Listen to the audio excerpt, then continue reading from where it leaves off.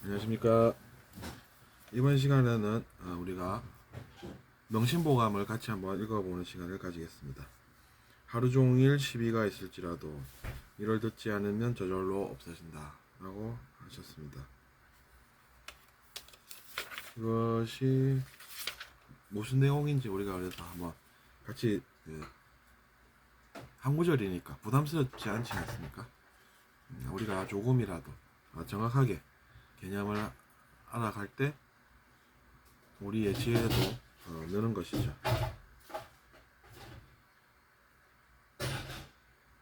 그래서 그 위에 보면 한 가지를 경험하지 않으면 한 가지 지혜도 잘하지 않으리라 라는 말씀도 있습니다. 그러니까 우리가 경험을 해보고 안 해보고가 상당히 중요합니다. 근데 어떤 경험을 하느냐죠. 그래서 이제 사람들이 하지 말라고 권유하는 그런 것은 하지 않아서 우리가 앞으로 닥칠 불행도 막고 사람들을 도와줌으로써 과거에 내가 잘못했던 것도 용서받고 그렇게 사는 것입니다. 근데 이제 머릿속으로 생각만 한다고 해서 되는 것이 없습니다.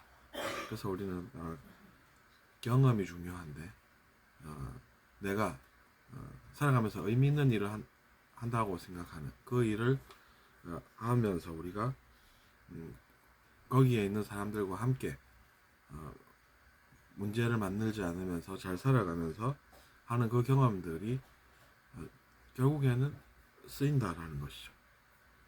기독교식으로 얘기하면 신께서, 즉 하느님께서 우리에게 필요한 모든 것을 주셨다, 이렇게 해석할 수도 있습니다.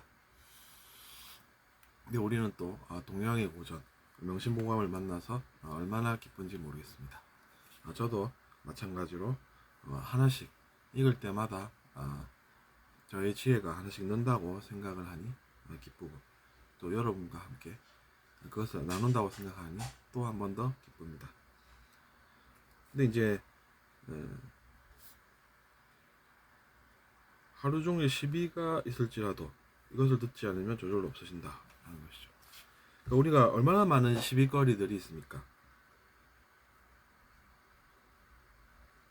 누가 옳냐 누가 옳지 않느냐, 그 시비를 우리가 따지는 그것으로 인해서 많은 문제를 우리가 겪는 것이죠.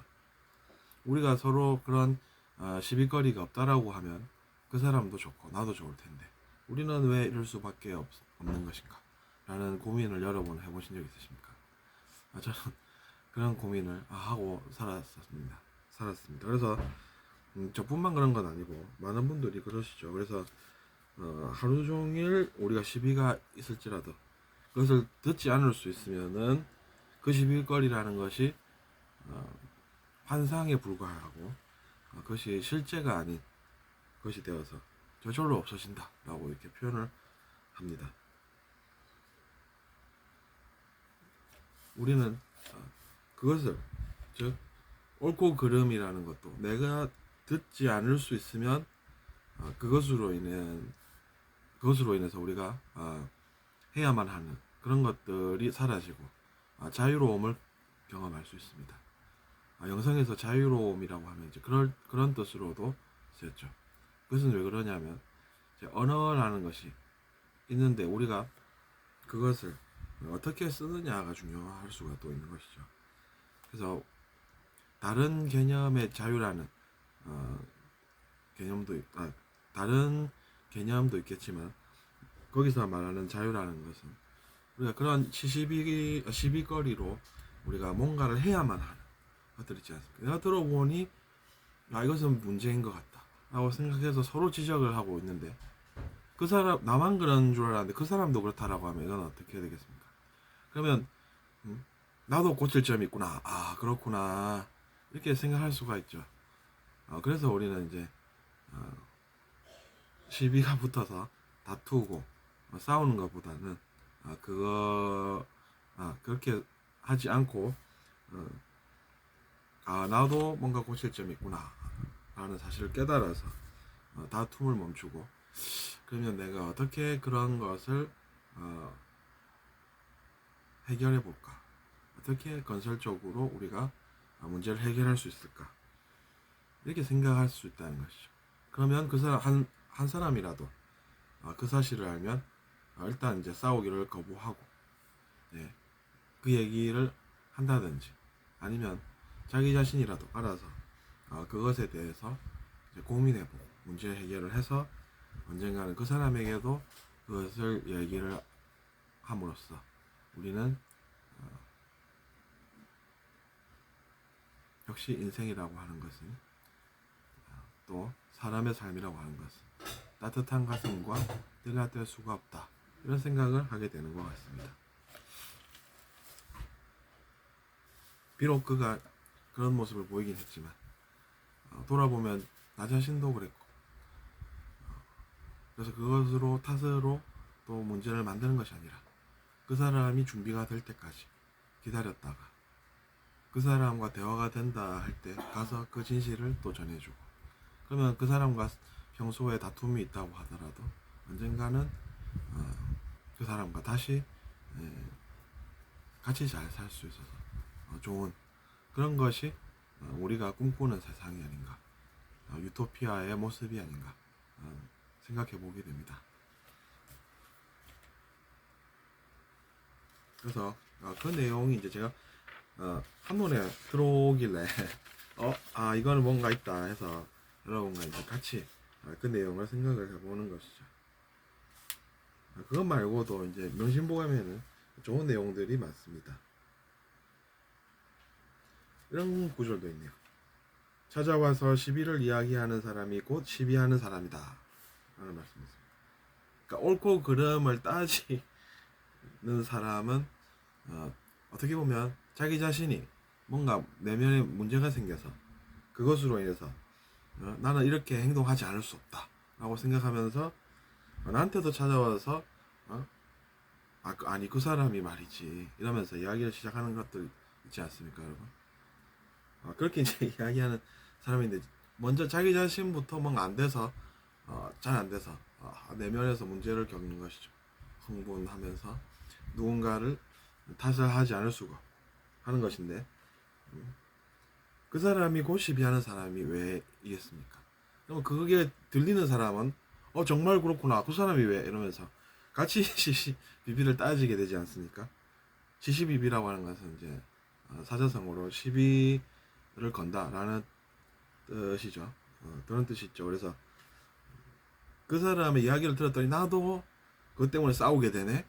그러면 이제 나도 그것으로 말미암아 같이 이제 싸움터로 가게 되는 그런 상황인 것이고, 제가 아까 말씀드렸다시피 우리가 이야기하는 자유는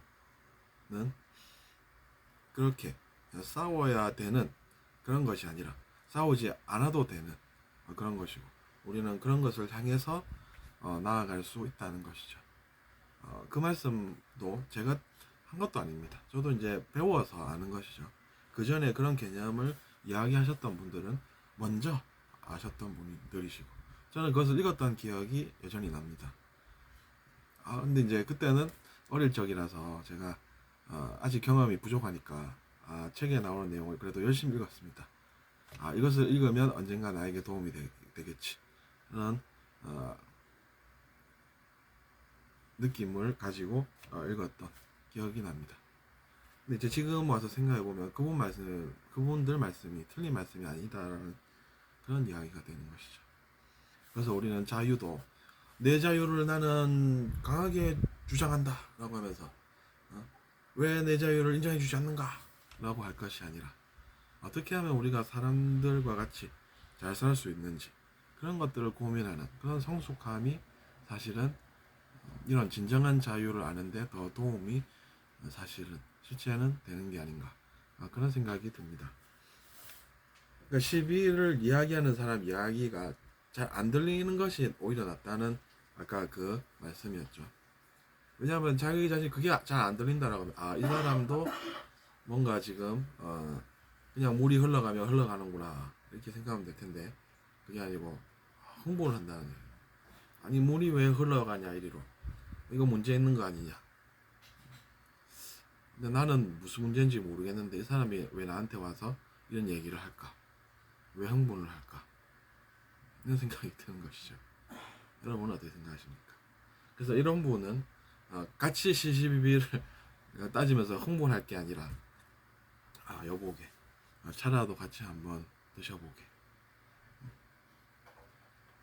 냉수 먹고 속 차린다는 이야기도 있지 않습니까?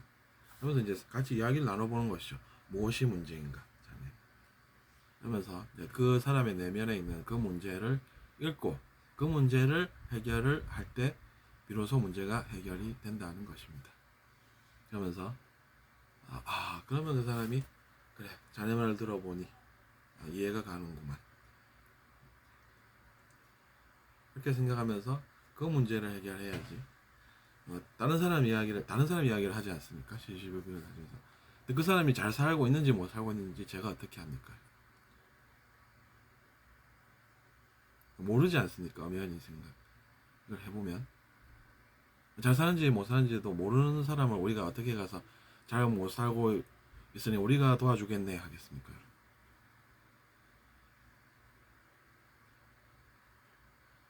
그래서 저는 문제가 있는 나에게 지금 와서 흥분하는 그 사람의 문제를 같이 해결함으로써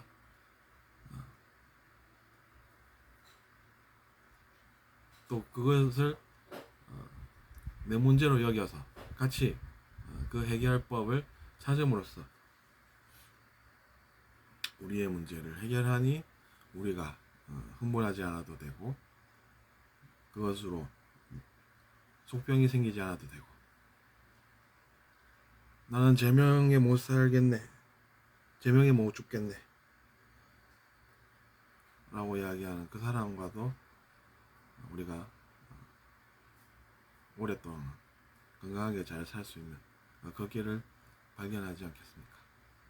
그래서 제명에 못 죽겠네 라는 것이 정확하죠. 못 살겠네 나는 제명에 못 죽겠어 라고 하면 그 사람의 문제이지 않습니까? 엄연히 생각해보면 그 사람의 문제니까 그 문제를 우리가 해결을 해서 같이 잘 살게 되는 것이 우리의 목표고 다른 것은 아무것도 없구나. 즉 우리의 문제인 것을 우리가 깨달아서 우리가 그 문제를 해결하니 우리가 잘 살게 되는구나 이런 생각을 하게 되는 것이죠. 그래서 이제 다른 사람이 문제다라는 그 환상을 우리가 이겨내보는 것입니다. 그래서 그런 것들이 우리의 삶에 또 여러분의 삶에 도움이 되기를 바라면서 이번 시간은 여기서 줄여볼까 합니다. 들어주셔서 감사합니다.